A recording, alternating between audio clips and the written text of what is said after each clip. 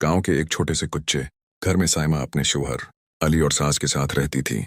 अली मेहनत मजदूरी करता था और घर का वाहिद सहारा था। साइमा नरम दिल और सब्र करने वाली लड़की थी। वो अपनी सास की हर बात खामोशी से सह लेती, चाहे वो कितनी ही सख्त क्यों ना हो। एक दिन अचानक अली काम के दौरान हादसे का शिकार हो गया। खबर आई तो पूरा गांव गम में डूब गया। साइमा की दुनिया उजड़ गई। वो बेवा हो चुकी थी और उसकी गोद में सिर्फ 2 साल का बेटा था। अली के जाने के बाद सास का रवैया बदल गया। वो साइमा को मनहूस कहने लगी, हर बात पर ताने देती, मेरे बेटे को तूने खा लिया, अब इस घर में तेरा क्या काम। साइमा आंसू पी कर रह जाती। वो अपने बेटे की खातिर सब बर्दाश्त कर रही थी। 40वां भी न गुजरा था कि एक दिन सास ने गुस्से में आकर साइमा को धक्के देते हुए कहा, निकल जा मेरे घर से, मेरे बेटे के बगैर तेरा यहाँ कोई हक नहीं।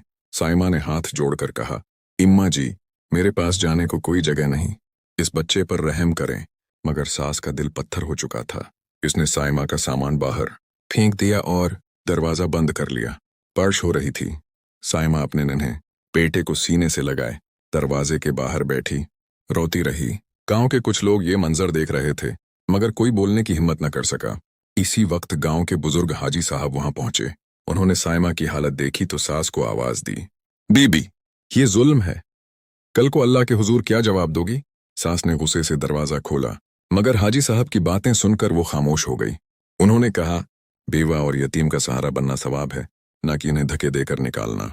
तुम्हारा बेटा अगर जिंदा होता तो क्या वो अपनी बीवी और बच्चे को यूं घर देख सकता था। ये सुनकर सास के दिल पर चोट लगी। उसे अपने बेटे की मोहब्बत याद आ गई। वो फूट फूट कर रोने लगी। उसने दरवाजा खोला और साइमा के कदमों में बैठ गई। मुझे माफ कर दो बेटी, गम ने मुझे अंधा कर दिया था। साइमा ने आंसू पूंछे और सास को सहारा दिया। उम्मा जी, हम दोनों का दुख एक जैसा है, आए मिलकर इस बच्चे के लिए जाएं। इस दिन के बाद घर का माहौल बदल गया। सास ने साइमा को बेटी का दर्जा दिया और पोते की परवरिश में उसका साथ दिया।